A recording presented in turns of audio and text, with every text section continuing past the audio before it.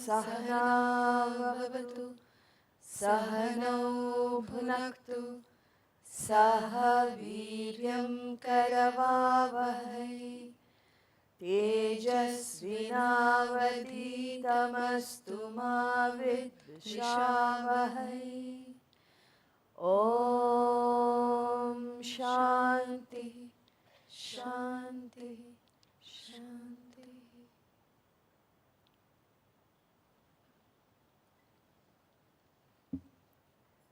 37 to 41, please. Arjuna uvacha ayati shraddhayopetaha yogachalita manasaha aprapya yoga samsiddhim kamgatim Krishna gacchati kachinno bhaya vibhrashtaha छिन्नाभ्रमिव नश्यति अप्रतिष्ठो महाबाहो विमूढो ब्रह्मणः पथि एतन्मे संशयं कृष्ण चेतुमर्हस्य शेषतः त्वदन्यः संशयस्यास्य चेतानह्युपपद्यते. श्रीभगवानुवाच पार्थ नैवेह नामुत्र विनाशस्तस्य विद्यते न हि कल्याणकृत् कश्चित् दुर्गतिं तात गच्छति प्राप्य पुण्यकृतां लोकान् उषित्वा शाश्वती समाः शुचीनां श्रीमतां गेहे योगभ्रष्टोऽभिजायते. Yesterday we heard what Lord Krsna said in answer to Arjuna's question, that how can this mind, which is so restless, chanchala and astira, these are the two qualities of the human mind, how can such a mind gain equanimity? To which Krishna did agree. He says, undoubtedly it is difficult to control, but there is a way, and that is abhyasa and vairagya, which is what we have been discussing the last few days. You've got to take up to the disciplines that are recommended at the three levels of your personality: physical, emotional, intellectual. These are the three disciplines one ought to take, and it all starts with knowledge, understanding what these disciplines are. What is it this philosophy is trying to convey to the average human being across the globe? So once you gain that basic knowledge, which we've already covered, I said the 4 books is something that you have to go through. It's minimum. Or you can opt for the e-learning, whichever you choose. But study you must. And that is till you reach perfection. However long that takes. Each one has an obligation. If you understand there is a purpose to human life, and that is to find the truth, to seek the truth and find it. And for those who believe that I'm quite satisfied with what I'm doing, except that I want to know a few good values so that I can fill my life with some good values. But to find the truth, to get to the reality, I don't think this is my interest.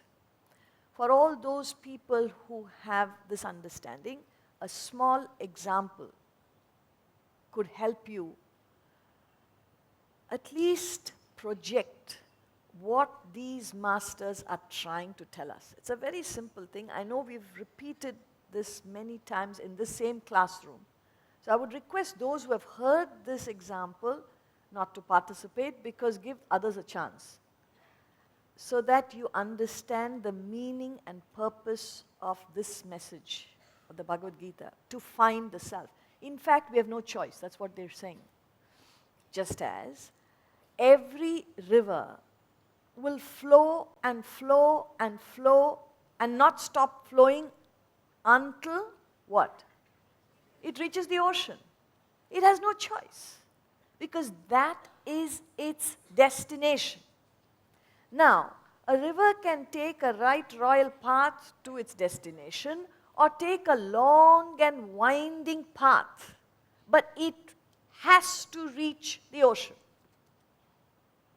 Similarly, we as human beings are given this opportunity called life to find the truth.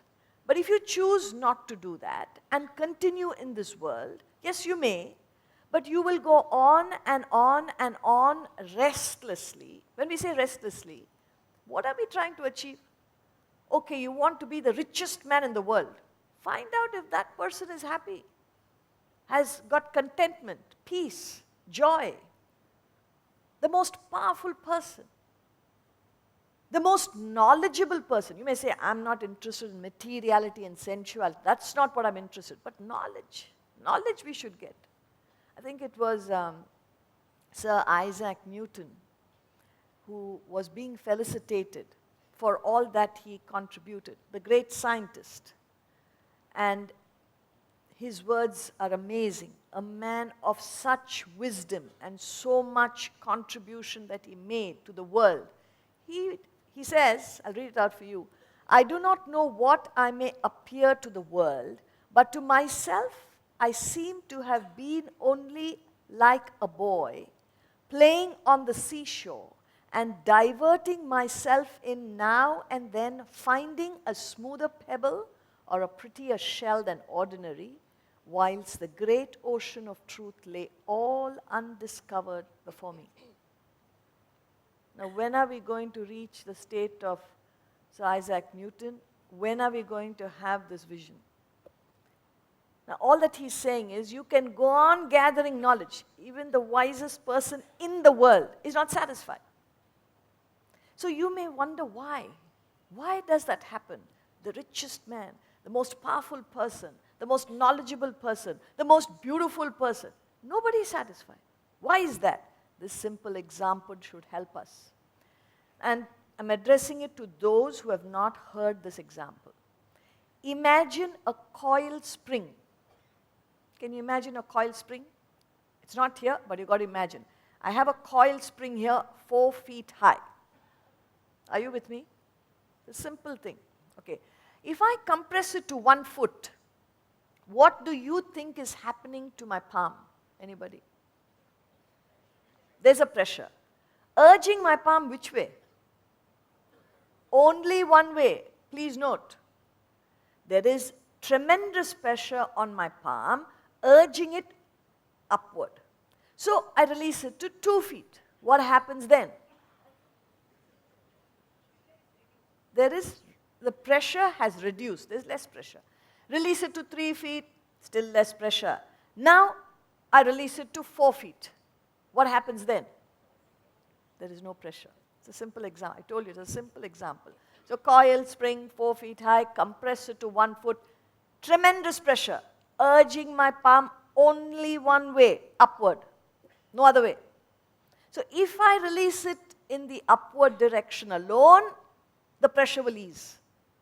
And as we keep on moving in that direction, the pressure will become less, less, less. When you release it completely, when it reaches 4 feet, there is absolutely no pressure. The question is, why is there no pressure at 4 feet? Why? Normal. Original state. Normal is correct. Please understand, it has reached its original state. That is its original state. Every other state was not its original state. It's a very interesting example to let us know what is happening to humanity. Now that you've got this example, please analyze what is our life. All of us are going through pressures. Some kind of pressure. You may say domestic pressure or health pressure or emotional pressure or intellectual pressure or official matters or, I don't know, legal matters. I don't know what your pressures are. Every single person, young or old, every single person is going through pressures. And innocently we believe, I am going through this because of what is happening in my life. Something outside of you. You genuinely believe it. You can explain why you're going through pressure. But the bottom line is, what these people are telling us is, if anybody is going through any pressure, we're not asking you what pressure you're going through. With reference to this present example, it means what? If anybody is going through any pressure, what does it mean? You are not in your original state. Wow, not bad. Chennai, we are good students. It's a very simple example, but it drives home the point.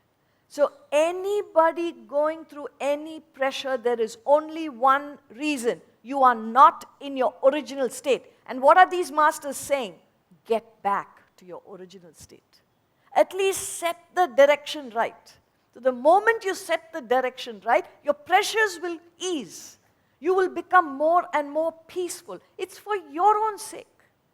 But if you choose to ignore this call and go against your own original state, you can be the richest person. You will be under tremendous pressures. You can be the most powerful person and feel insecure. You can be the most knowledgeable person and feel insignificant. And the reason being, you will not feel complete. You will not be satisfied with any amount of worldly achievements unless and until you set the right direction. Remember 0 to 100? We talked about that graph yesterday. Don't say that was yesterday, it's too much to remember. One day at least, 5 days you should remember. So that graph from 0 to 100 of human development, you've got to set the direction right. Move towards the 100th mark, not the other way around. If you do that, you've got it going. So that's what he said, abhyasa. And when you practice these disciplines, whatever they are, you develop vairagya, a dispassion. So people are worried, oh, then I will not be interested in the world, I will not have interest in my business, I will not care for my family. If you do that, you are ignoring the very first verse of this chapter, where he says, karyam karma karoti yaha, sa sannyasi cha yogi. You have to fulfill your duties and obligations, whatever they are. So how does that conflict with what you're doing in the world? In fact, when you are dispassionate, you fulfill your obligations completely. Otherwise, your own passions come in the way of fulfilling the obligation. Your anger or hatred or jealousy or greed or I don't know, whatever you feel, those passions will interfere in fulfilling your obligation. I don't care for these people. When you care, you'll do it. When you don't care, you won't do it. That's what Thomas Huxley taught us. You got to do whatever you have to do, whether you like it or not, when it's got to be done. It is perhaps the first thing a person has to learn in life, and it's perhaps the last that you will perfect. Because all the time, your own feelings interfere. I don't care. I don't want it. Why should I? Let them do what they want. That indifference. So, that abhyasa will bring in vairagya, which will help you perform your duties and obligations, and this cannot be done unless you strive hard. He said, through striving. There is no easy way.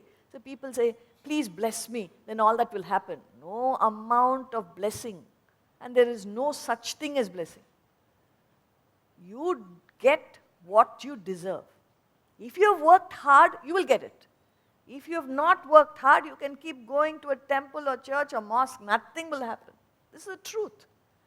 You will have to strive and struggle for yourself. So as long as you're prepared to do that, you can achieve anything in this world or on the spiritual path or the path of self-development.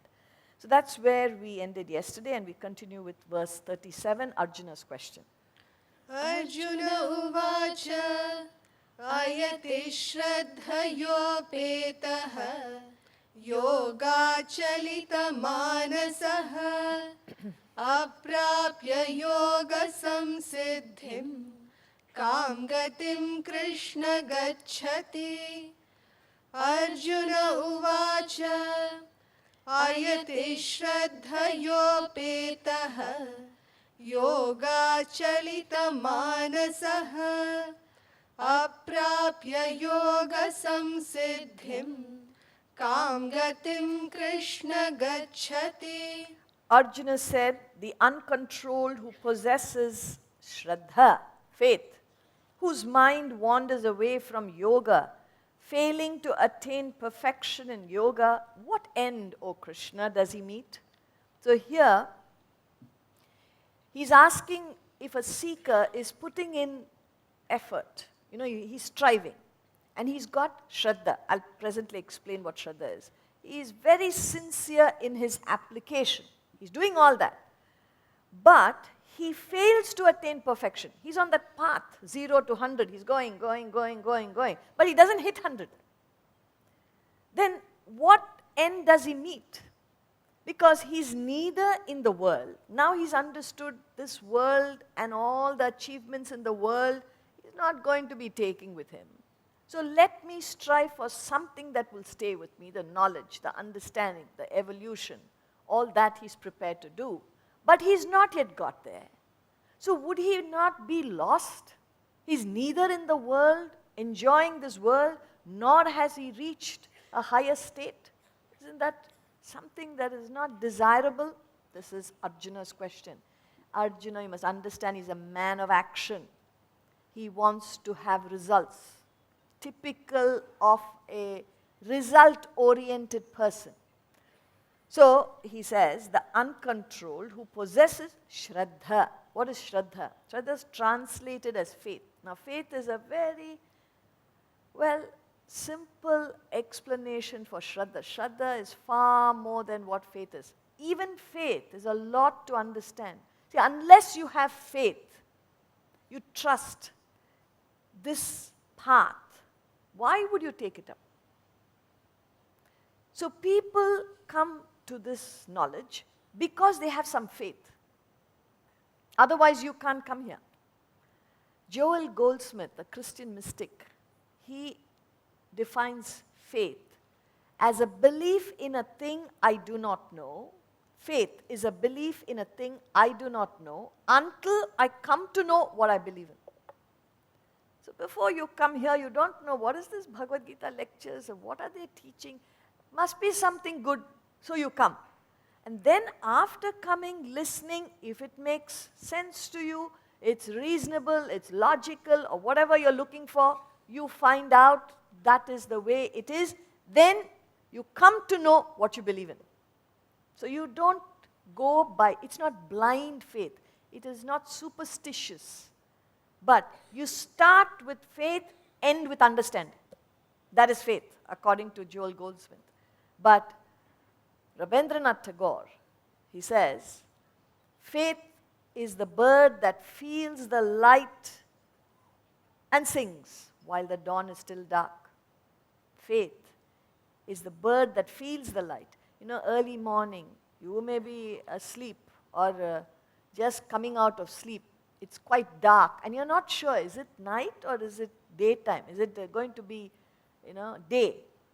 But then you hear the birds chirping. It must be daytime is coming. It can't be middle of the night because you hear the birds. How do the birds know? You have to look at your watch to find out the time. But they have that ability to be so sure of what's coming. So Tagore says that is faith. Because they are so sure, even though it's dark, they know it is going to be sunrise soon. That is faith. He says it's the bird that feels the light, even though it's not there. Feels the light and sings while the dawn is still dark. This is as far as faith goes. So it's not blind following. You're so sure, but you can't prove it until you get there. That is faith. But Shraddha is the capacity to self-educate. That's what Adi Shankaracharya tells us. Shraddha is the capacity to take in knowledge. Remember we said, first of all, you got to listen, not hear. Everybody is hearing here. But are you listening? Listening means to receive knowledge without prejudice, for or against. Just because you agree doesn't mean you have understood. Just because you are questioning it doesn't mean you have the right attitude. You've got to receive knowledge without prejudice and then reflect upon it, contemplate upon it, think again and again until you come to know what you are presently understanding. Live it in your life. Translate it into your own life until it becomes part of you, like food, digested, assimilated, gives you physical strength. These thoughts reflected upon and translated into living will give you mental strength. That, he says, is Shraddha. Until you convert it and make it part of you, you don't give up. You don't give up the pursuit. You don't give up the striving. That is Shraddha. So he says, even when a person who is not disciplined, with Shraddha, he is applying himself very sincerely. But the mind wanders away from yoga. He does not reach the highest. He wants to know what happens to such a person because he is result-oriented. He's a man of action, like a businessman. Okay, I'll invest so much. What are my returns? That is the attitude of a seeker with result in mind. You may say, what else? Isn't it fair to ask?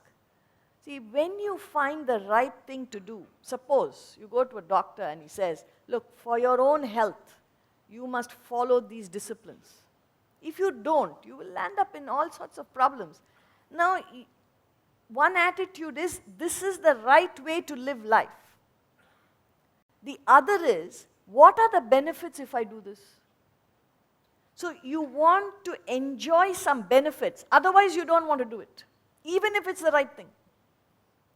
When you respect the right values, you're not looking for results. Then why would you follow it? Because it's the right thing to do. This is called a liberal attitude. When you have a liberal attitude, you take up knowledge for the sake of knowledge because it has the right values. You're not concerned, will I get recognition? Will I be happier? Will my business prosper? You're not asking all those questions. Then why are you doing it? Because it's the right thing to do. This is a liberal attitude. When you have a liberal attitude, all these other aspects get added on to you. You will be successful. You will be cheerful. You will be recognized. All these get added on. But that is not your interest when you're liberal. When you have this attitude of what can I get out of it, it is called servile. You have a servile attitude. You put a utility tag for everything. And when you put a utility tag, what do I get, what do I get? Your anxiety to get a result is so much that you don't apply yourself. So in any case, it doesn't help you. So once you understand the value of things, it is the right thing to do, respect that and follow it. Now that is not Arjuna, and his questions continue. Kachinno bhaya vibhrashtah chinnabhramiva nashyati apratishto mahabaho vimudho brahmanah pathi. Kachinno bhaya vibhrashtah chinnabhramiva nashyati apratishto mahabaho vimudho brahmanah pathi. Fallen from both, does he not perish like a rent cloud, O Mahabaho, supportless and deluded in the path of Brahman? So the uncertainty of spiritual path, where is it taking us? Whereas the material world If you say, if I earn more money, I can check my bank balance, and I can buy things, I can please myself, I can go on a holiday, I can buy a better home. These seem tangible. Or even if you are interested in physical well-being, you can check in the mirror, you know how you're faring. All these things you are able to check. But when it comes to purification of your inner personality, you believe there is no way to check. In fact, in the Vedanta treatise, I did talk to you about it, the last chapter, he talks about the characteristics of a self-realized person, a God-realized person, an enlightened person, a person who's hit the 100th mark. So there are certain indications. And the beauty of these texts is they are so practical. Of course you can't become a Christ overnight. Just because you got into the spiritual path doesn't mean you'll hit the 100th mark. There's no such assurance given. But to the extent you strive and struggle on this path in your day-to-day life, you try to bring in these values into your day-to-day life, to that extent you will find the characteristics developing in you. For example, you become self-sufficient. That is one of the greatest traits a human being alone can develop. See, a plant is 100% dependent. When we say that, a plant may die because it has no water at its roots. There could be a swimming pool few inches away, a meter away, or whatever. It could be so close, but it will die because it does not know how to help itself. 100% dependent. It needs water at its roots. That is the dependence of a plant. An animal is slightly better, but it can adjust and readjust. Birds are known to fly long distances to beat the winter. Or you will find the migration happening even in animals. When there is a drought, they move from one place to another. They have a certain amount of adaptation naturally. These animals can do that, but they also have a limitation. What are the limitations? A carnivore cannot become a herbivore. See, if a carnivore does not have meat, flesh to eat, it will die. It cannot switch to, there's so much of grass here, let me eat grass. Cannot. At the same time, a herbivore, whether it's a flock of sheep or deer, a herd of deers, a wildebeest. You see in these channels, National Geographic or the Animal Planet, they go in herds and they feed on vegetation. Now, if there is drought and there is no vegetation, they can't attack another animal, kill it and eat it for survival. They will die because they have no vegetation. So they have a limitation. But look at the life of a human. A human can live on plants. A human can choose to live on animal flesh. A human can eat another human also. That's also possible. This is the range of adaptation a human being has. And yet, a human being's life is worse than a plant. Why? You are so dependent. Upon whom? Wife's smile in the morning. My whole day is gone. Look at your face, look at your face. Can't you smile when I'm going to office? Deliberately she will sulk because she knows it will irritate you. And you're dependent. Or you'll say, black cat crossed. So my business is gone today. So dependent on a black cat for your business?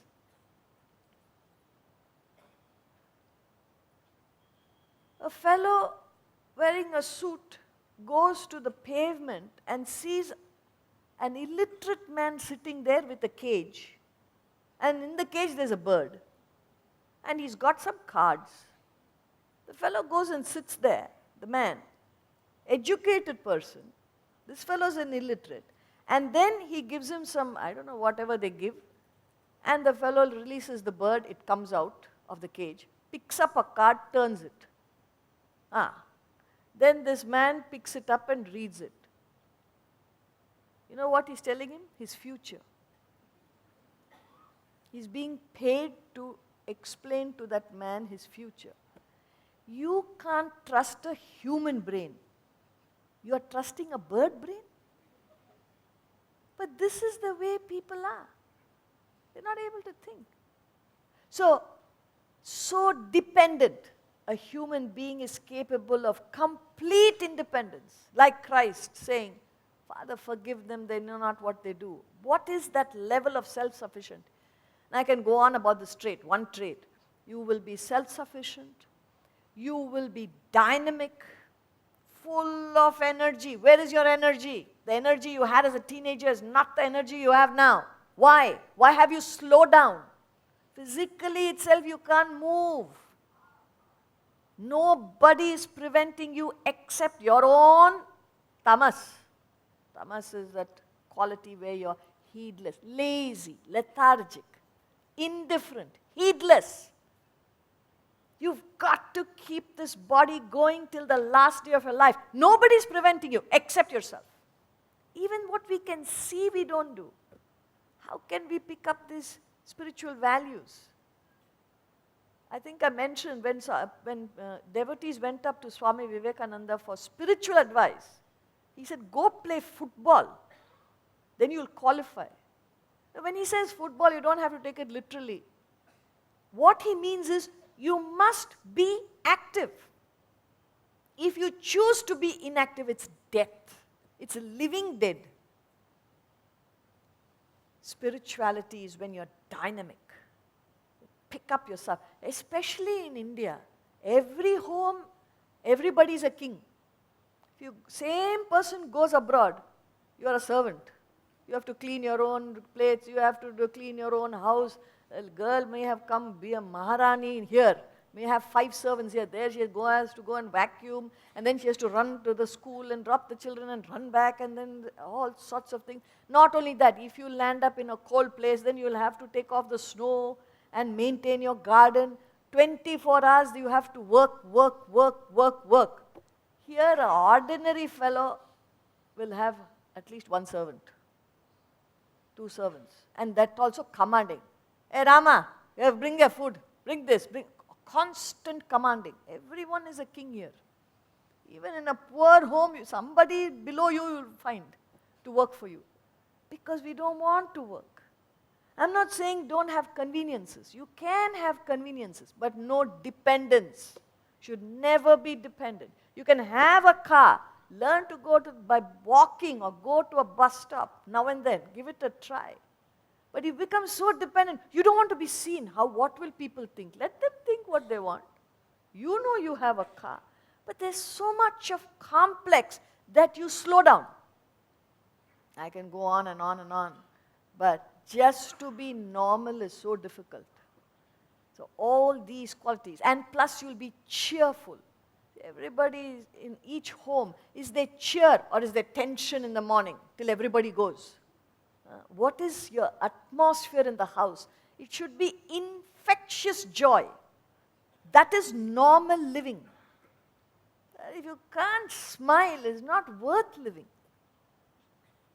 Life should be full of joy, full of energy. So you should jump out of bed every morning. I've got another opportunity called life. Let me fulfill my duties for the day and happily face any challenge.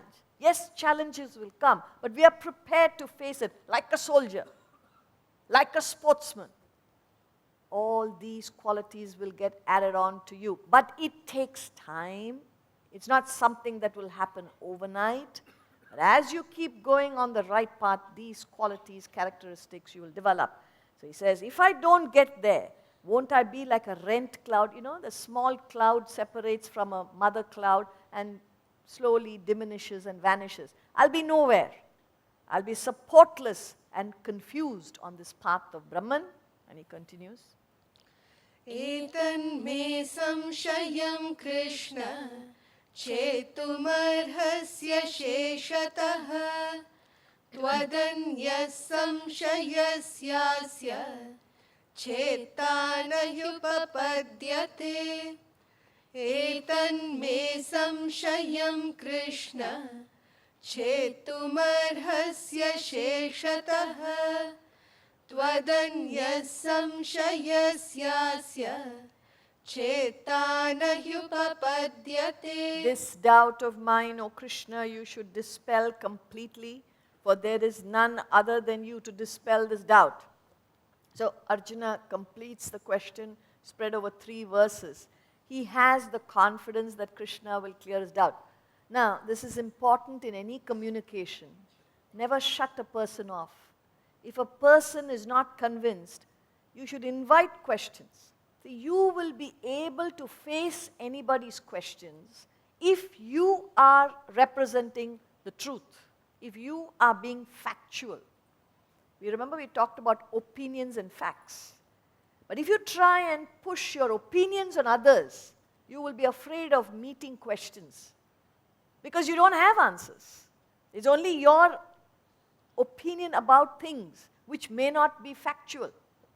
So when you rest your case on facts, that should be in any aspect of life, you will be able to tackle any number of questions. See, typically we have rituals, we follow customs. The youngsters come and ask, why are you following this?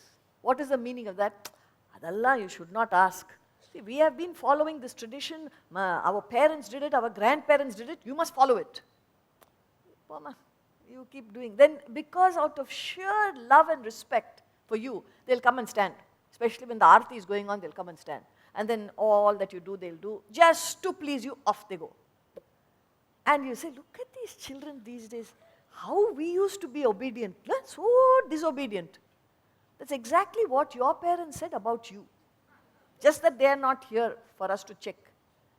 Every generation, the questions are suppressed because the elders do not have answers. And you're afraid. You can't face it. So here is a message given. If you rest your life on facts and facts and facts, you will be able to answer any question because you know the facts. That is why in the Vedanta Academy, every day they have time. Time is given for question and answers. They have 1% material that is given because in 3 years, we complete not many texts and voluminous texts. Of course, we do the Bhagavad Gita, the Upanishads, and some Prakriyas, and then the other 4 books that I mentioned, and some literature, all English literature. We cover all that, which is quite spread out for 3 years. The reason being, the whole method of education, see, the word educate, English word educate, means to draw out, not to push in. So today is you by heart everything and then you bring it out at a time called examination. After the examination is over, you may be first ranker, it is forgotten after some time. That's all. And then you move along in life because you just want to get the, certificate to find a job or to start some business. That's it. That's all your interest in education. But when you draw it out of yourself by question and answers, then that knowledge is permanent. It stays with you. So that is what Krishna is trying to do by listening to Arjuna and answering his questions through the 18 chapters. So many questions are asked, so many answers are given, and that is the way communication of knowledge takes place, in the realm of question and answers. So your doubts are cleared. He says, there is no one else to dispel my doubt. And then Krishna replies. Shri Bhagavanuvacha Parthanaiveha namutra Vinashastasya vidyate Nahi kalyanakrit kaschit Durgatim tata gacchati.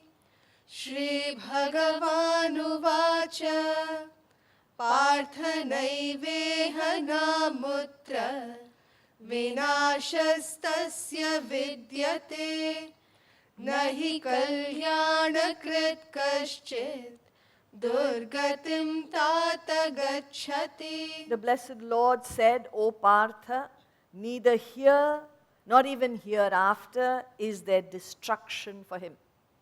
verily, none who does good, O beloved, comes to grief. So here is an assurance where Krishna says, anybody who chooses the path of righteousness will never stand to lose. Even if you have to stand alone, nobody supports you. Because today they say the people are worried. What? Society is not supporting.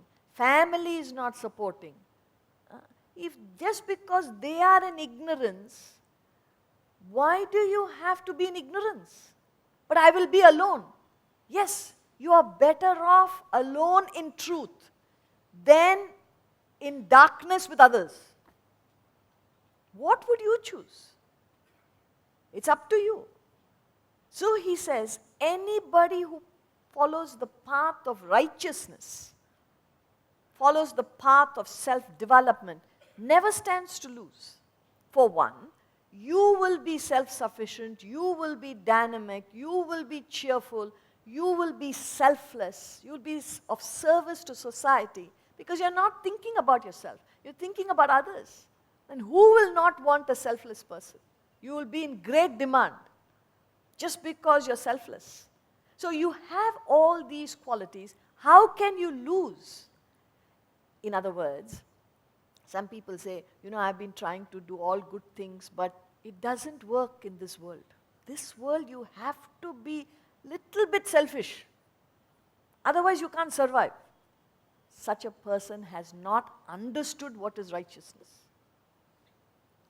It is impossible that you follow the right path and you suffer. You suffer because of the backlog of all your negative activities. See, it's like debit credit. There is a perfect system that is maintained, just as your bank balance. How do they give you your, monthly statement? Nothing but debit, credit, debit, credit. Suppose you have debit, debit, debit, debit, debit, then it will be low. You can't go and argue with the manager. Hey, what have you given this time? My statement. What have we given? Whatever statement is there, we have given. Why is it so low? How can you go and ask him? He'll say, excuse me, sir, please see all the debits. That is why your bank balance is low. If you put credit, credit, credit, credit, how can you suffer? How can it be low? It's not possible.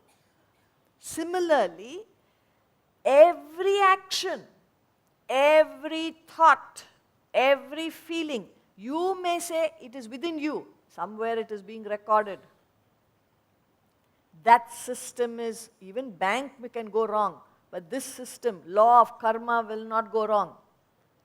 Everything you are experiencing today in life is nothing but what you deserve. It may seem harsh, but it is the truth. So, in other words, you get what you deserve, not what you desire.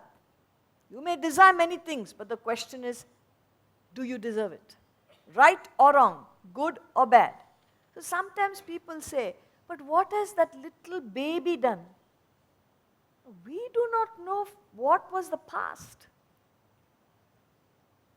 Then how do you explain why is one baby born in poverty, another baby is born in opulence? What has the baby done? It is all a result of past actions. Not only actions. Actions, feelings, thoughts. You send out one negative thought, it will come back to you, debit in your account. It's a perfectly maintained record. That is why it is surprising how people are living their lives. They talk what they want. Easily, you can talk anything. You don't realize it's going to come back. I'm reminded of once an American had come to the academy. He spent about maybe 4 to 6 weeks in the Vedanta academy. And according to him, it was a life-changing experience. And when he went back to the US, he wrote a beautiful letter to Swamiji and said all great things about what all he learned and how it has changed his attitude in life and how he's implementing these values in his workplace and finding it work very well. All the things he had mentioned in the letter, which is of no interest to you. But at the end of the letter, he says, but Swamiji, I must confess one thing. I was a very happy man until I met you. That statement had so much punch because he was enjoying, like perhaps many of you, what is called the bliss of ignorance. If you don't know what you are missing, you will be happy. But the moment you realize, oh my God, I have something called life. I have an opportunity called life. What am I doing with this? I don't know where I came from. I don't know where I'm going. I do not know when I'm going. Nothing is certain. I don't know how much time I have. Each one believes, this is very nice. I have at least 20 years. Easy I have. Each one believes that. So firmly. No one will ever believe, tonight may be the last night. No, please don't get depressed. So Bhagavad Gita, we come for nice words. You're saying tonight is a night. I've got so many things to do. Don't frighten me. Please don't take it in the right spirit. It is a fact that we don't know. Then what do you want to achieve this lifetime? Like we said, all that you're doing up till now is a sheer waste as far as you are concerned, because none of it you take. It is just there as long as you are here. But should you not be interested in something which is permanent? If the moment you start thinking on those lines, you will start functioning, you start acting. Since you are in the bliss of ignorance, you are all right. You come, 5 days you attended, 5 days, 5 steps to heaven I've got. Another lecture series I've got, another 5 steps I will get. Like that, I will build my steps, and the day I go, I will start walking on those steps and reach God. Each one has that idea. I don't know what ideas we have, where we are going, how we are going. So it is a clear opportunity to find the truth. So he says, if you spend your life trying to get to the truth, neither here nor hereafter is there destruction for him. There is nothing negative that can happen to such a person. Verily none who does good can come to grief. Meaning, you will never be shaken. Even with the biggest challenge, you'll stand tall. Like that young Prahlada. What was that courage of that young boy when he was faced with so many challenges? Nothing shook him because he was firm in the understanding of the truth. So that will be your attitude in and through your life. Next verse. Prapya punya kritam lokan ushitva shashvati samaha shuchinam shrimatam gehe yoga bhrashto bhijayate prapya punya kritam lokan ushitva shashvati samaha Shuchinam Shrimatam Gehe Yoga Brashto Bhijayate. Having attained to the worlds of the righteous and having dwelt there for eternal years, he who has fallen from yoga is born in the home of the pure and wealthy. So first of all, let's understand the first part of the verse. He's saying, having attained to the worlds of righteous, meaning if you lead a righteous life, a life of discipline, a life of self-control, not losing yourself in indulgences, in sensuality. See, you may say, hey, what is wrong? Let us enjoy a little bit of the world. Everything is wrong. You must only be disciplined. Little bit enjoy. Holiday we can have. You may feel that way.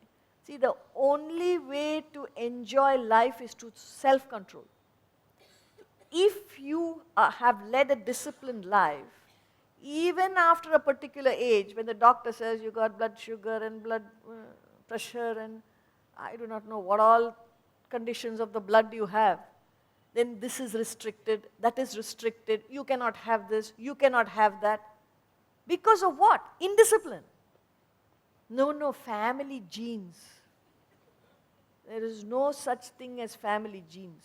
You can change, only the genes that you wear can be family genes. That also torn these days.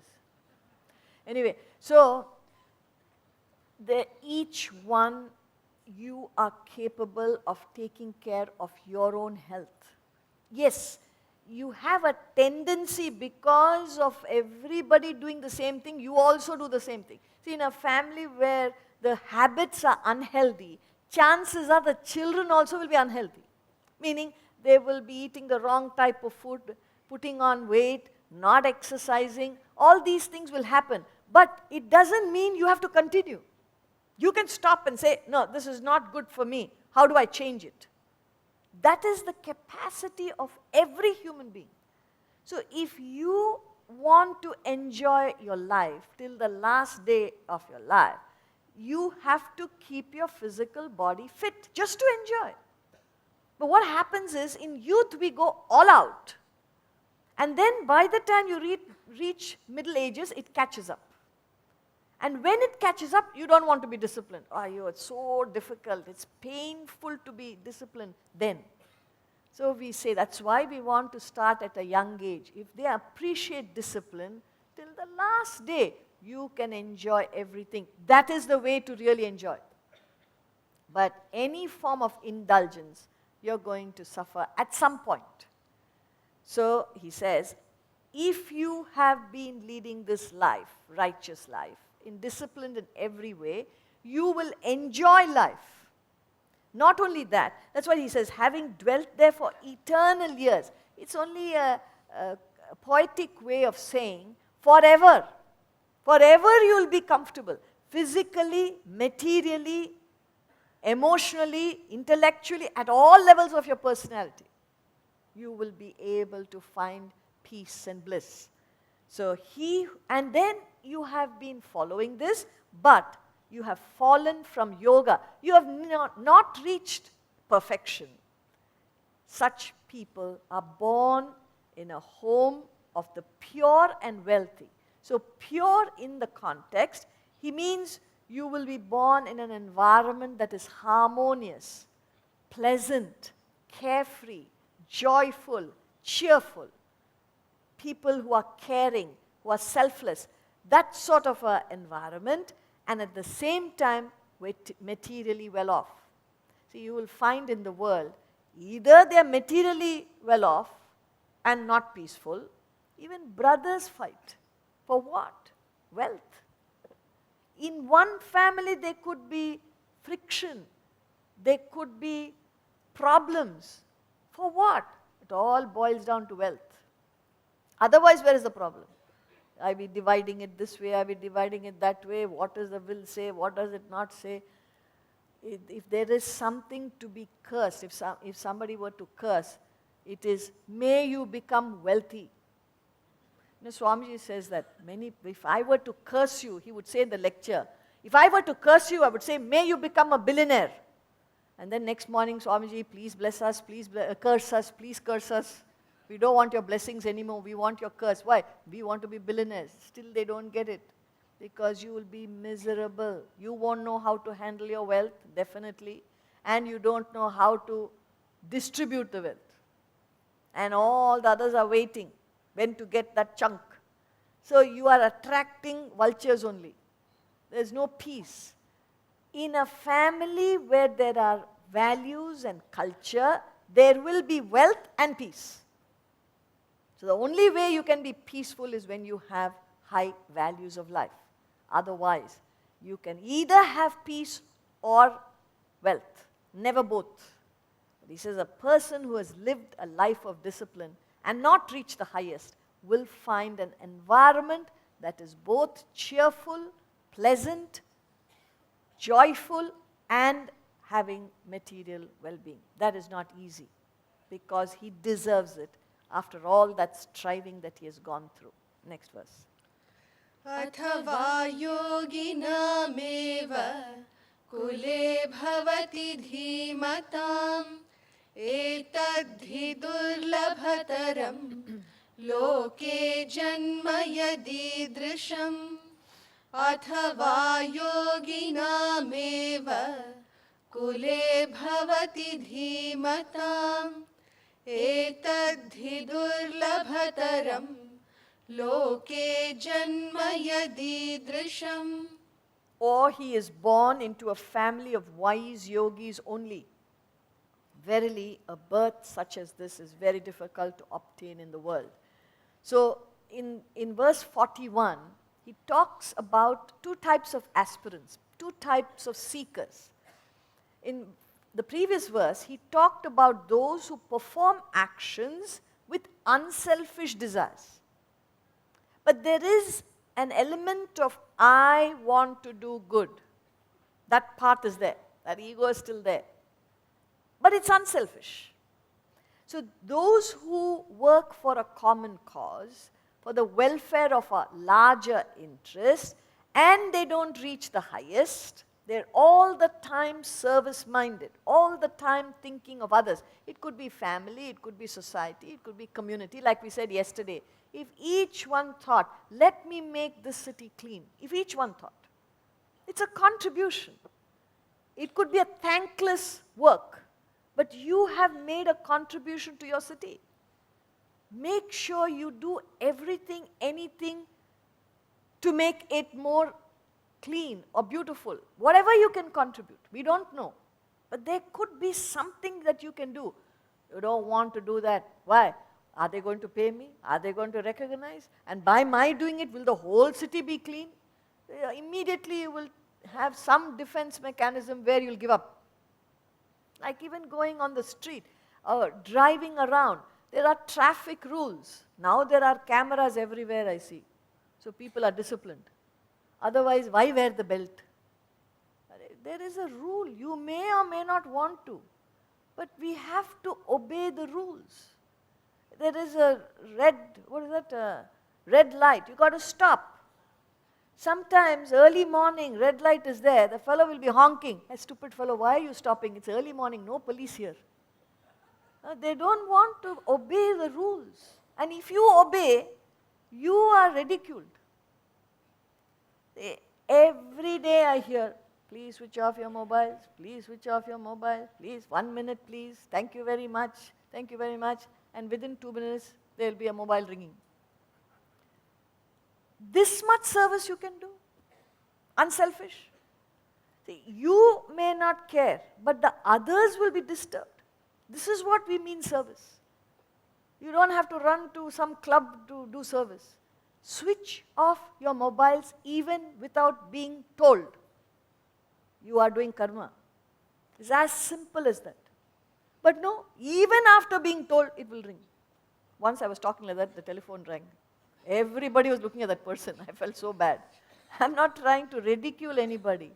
But there is no awareness of being unselfish. We don't understand what is unselfishness. This is unselfishness. When you walk into, this is not a cinema theater, even a cinema theater. Why disturb somebody? Somebody is glued to a romantic scene and the telephone rings. Unnecessarily the telephone rings. Even there you are being selfish. Wherever you go, you should never be a nuisance because you're thinking of others' comfort, not yours.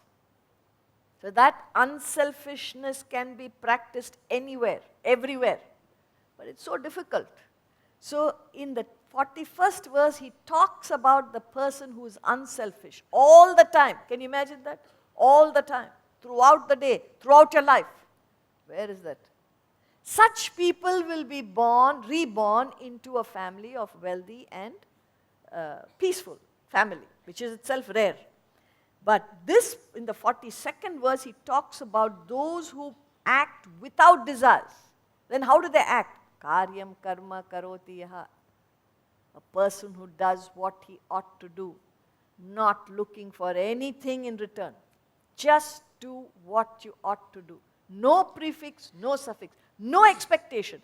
If you're a parent, take care of your children. Why? Because that is what you have to do. Don't expect anything. Will they take care of me in my old age? They're not taking care of me now. I need them now. They don't come to me. Then it was not taking care, it was a business contract. I take care of you when you're young. You take care of me when I'm old. That is not duty, that is not obligation. If you do your duty, you have done it, forget about it. Same with husband and wife. I take care of you, you take care of me. No. It is my duty to take care of the spouse. To the best of my ability, I will take care. That attitude we're talking about is selfless. Very rare. So if you do that with perfect detachment, no expectation in return, you may say, then what will happen? Everything good will happen. But it is not happening because you're thinking of result. If I do that, will I be taken care of? That itself is selfishness. So any time a person has a selfless attitude, he says, and you don't reach the highest, such a person is born into the family of wise yogis, meaning a perfect spiritual environment from which you can strive for the highest perfection. Very conducive. Otherwise people say, people are not cooperating, I'm having a lot of pressure around me because you have been selfish in the past. So you have to tackle that. But if you have done selfless work, then the whole environment supports you. That's what we are doing in the Vedanta Academy. When they come there, the whole environment, it's a family.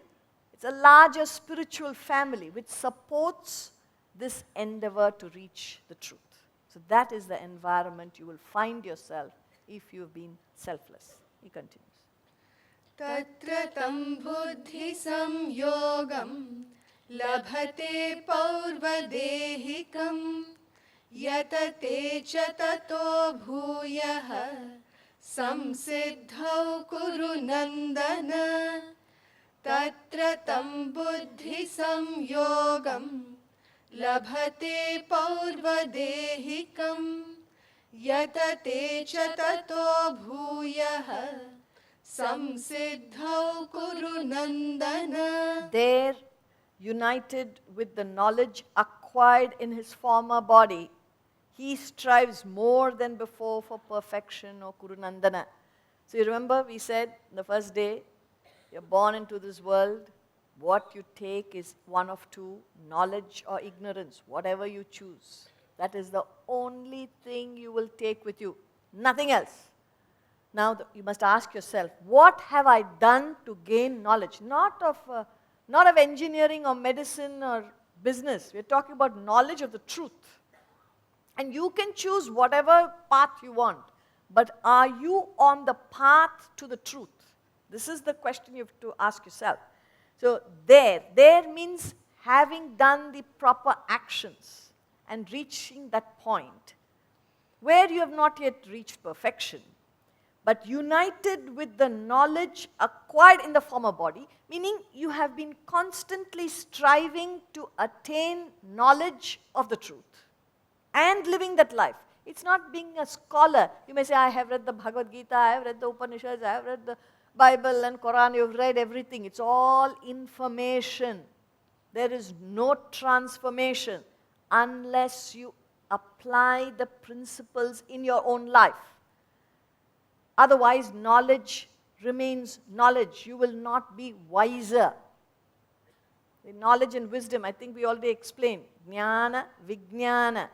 Knowledge is got from external sources. You become well informed. You get information in a particular subject, but that may not transform you. You don't live those values. When you live the values that you have picked up, then there's a transformation. You become wiser. You gain wisdom. Once you gain wisdom, you live by the principles that you've picked up. Otherwise, knowledge and your living could be quite opposed. You may have knowledge of Bhagavad Gita, you may have knowledge of philosophy, but your lifestyle may be totally opposed.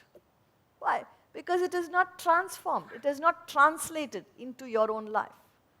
Even if you've picked up one or two ideas here and you go back and live it, that much wisdom you'll have. So there, having done that, united with knowledge acquired from his previous body, striving, he strives even more than before for perfection. It becomes all very conducive for him to continue on the path to the truth. Purvabhyasena tenaiva hriyate hyavashopi saha जिज्ञासुरपि योगस्य शब्दब्रह्माति वर्तते पूर्वाभ्यासेन तेनैव ह्रियते ह्यवशोऽपि सः जिज्ञासुरपि योगस्य शब्दब्रह्माति वर्तते. By the former practice alone, he is born irresistibly. Even wishing to know yoga, he goes beyond Shabda Brahma, word Brahma. Now here, what he's saying is, first of all, you understand that there is a continuance of knowledge, of understanding, your abhyasa and your vairagya. You're carrying it forward. That's why sometimes even young people are not enamored by the world. They seem to be different from others who are all excited about the world. From where do those qualities come? From their own previous practice, from abhyasa and vairagya. So he says, from that previous practice alone, he is born irresistibly. He will naturally go in that direction. Even wishing to know yoga, now he's talking about that final state. Remember we showed the diagram where you follow the disciplines, you offload your desires, you come to a state where you are qualified to meditate. Now when you sit in the seat of meditation, you are repeating the mantra, Shabda Brahma, a mantra that represents the truth. Now you can use whatever mantra you want. So in the seat of meditation, that is the purpose of meditation. The intellect has a job. What is the job of the intellect? What is the function of the intellect? Intellect is constantly aware. It is aware of what? The mind's flow of thought. See, the body, we've already said how to sit in that posture. We've already discussed that in the final gateway. So the body is seated in a comfortable posture, perfect equilibrium. If you know how to sit in the right posture, you can sit for hours and not feel it. But because we are not trained, few minutes we can sit, then we have to keep on shifting. Now you've got a backrest, so you're okay. Imagine if there's no backrest, nobody will come to this hall. Or you'll be fidgety all the time. If you sit, you've got to sit in that posture. For hours, it won't make a difference. You won't even shift.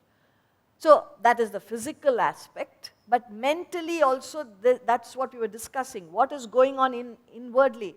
The mind is given a mantra. The mind's nature is to repeat. It is a flow of thought. That is what the mind is, like a river flowing. Like water flowing is a river. The mind's thoughts flowing consistently is the mind, is the nature of the mind. The thoughts are constantly flowing. So the mantra is repeated. Om, Om, Om, Om. You go on repeating. Now it's not as you please. The intellect is aware of the chant. This is on the final practice. So the mind is repeating Om, Om. The intellect is aware of what? See, the function of the intellect is to distinguish right from wrong, good from bad. It distinguishes pairs of opposites. So what is the pair of opposite that the intellect is distinguishing in the seat of meditation? There are two things that are happening in meditation. There is sound followed by silence. Sound, silence. But the silence is so brief that you don't see it. You don't experience it. So the mind is chanting Om, Om, Om, Om.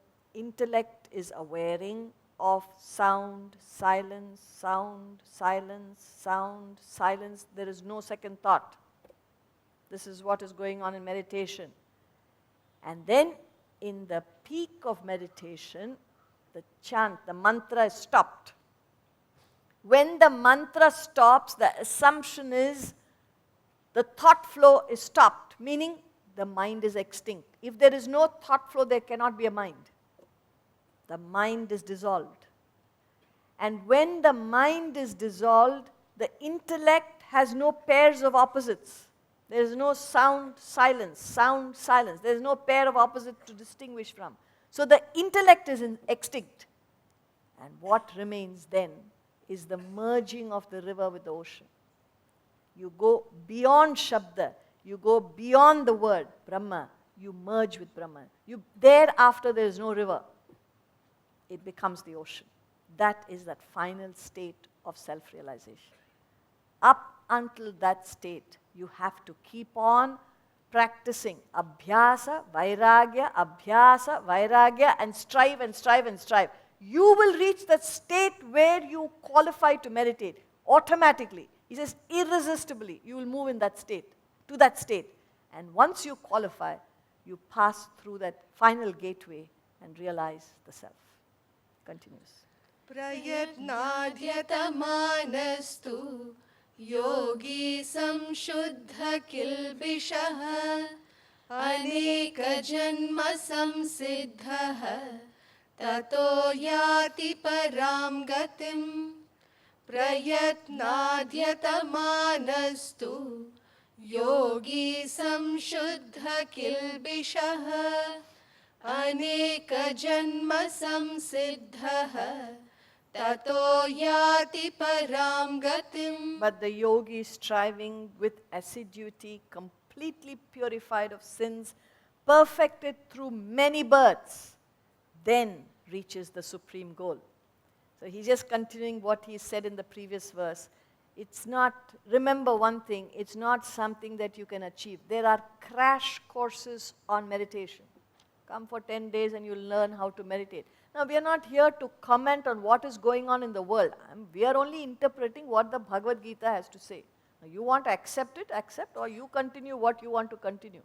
But this is a logical, scientific exposition of meditation.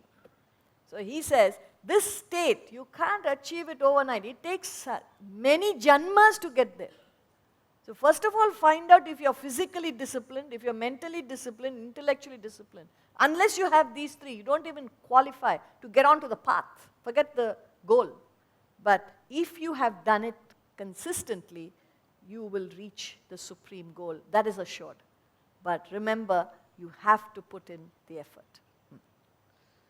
तपस्विभ्योऽधिको Yogi ज्ञानिभ्योऽपि मतोऽधिकः कर्मिभ्यश्चाधिको Yogi तस्माद्योगी भवार्जुन तपस्विभ्योऽधिको Yogi ज्ञानिभ्योऽपि मतोऽधिकः कर्मिभ्यश्चाधिको Yogi tasmadyogi bhavarjuna.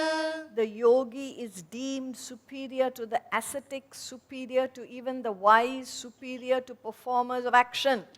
Therefore, be a yogi, O Arjuna.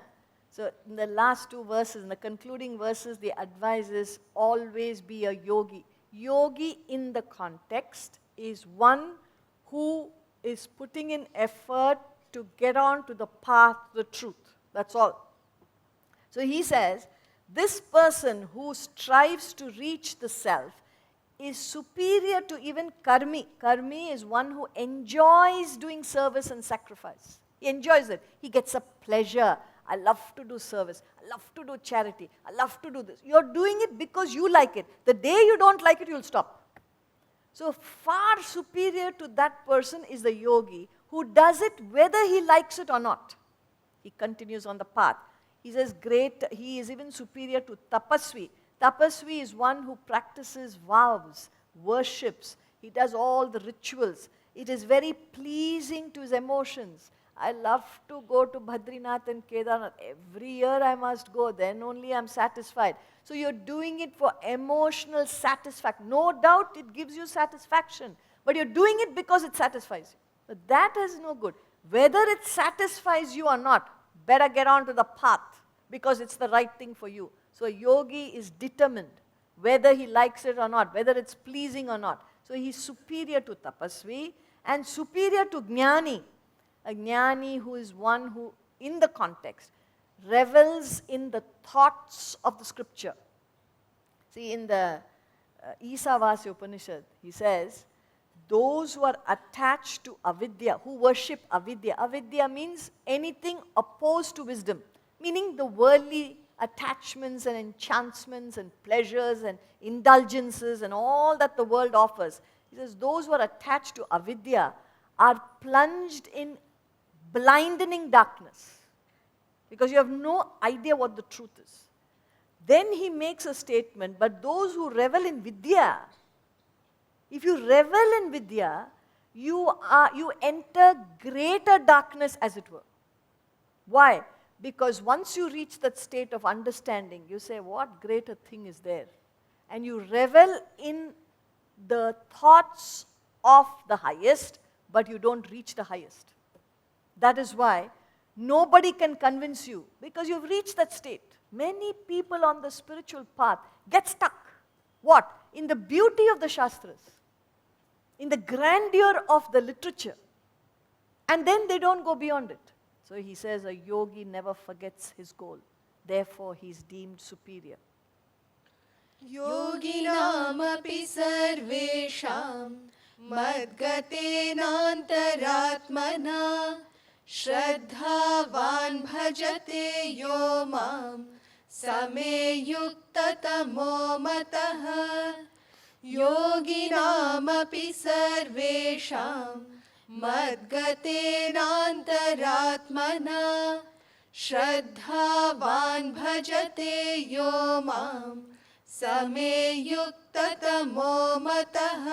And all of the yogis, he who with the inner self absorbed in me worships me with Shraddha, he is considered by me to be wholly united. So of all those yogis who are striving, one who qualifies to meditate and realize the self becomes united with me. So this is the final gateway before self-realization. The inner self is absorbed in me. I've already told you, any master using first person singular does not mean the personality Krishna, but he means the truth, the reality. So once you get to the truth, the reality, you worship with Shraddha. Shraddha means until you are converted, until you're transformed, you don't give it up. That is that Shraddha, going to the end of it. Such a person is united with me, meaning he realizes the self. This is the path, the dhyana yoga takes you all the way with the disciplines. I told you 12 times he talks about disciplines. And when you keep on disciplining yourself, you will qualify to meditate, and through the final gateway of meditation, you realize the self. Om Tat Sat Iti Srimad Bhagavad Gita Upanishadsu Brahma Vidyayam Yoga Shastre Shri Krishna Arjuna Samvade Dhyana Yogo Nama Shashtodhyayaha. When we finish a text, we don't have the arrogance to think we are finished, but we have the humility to believe we begin our study from today. With that attitude, we read the first verse of the chapter, please. Shri Bhagavanu Vacha Anashrita Karma Phalam Karyam Karma Karoti Yaha Sasannyasi Cha Yogi Cha Na Niragnir Na Chakriyaha. Thank you very much. If you will be seated, I think we have some prasad to be distributed. Please be seated. Please remain seated.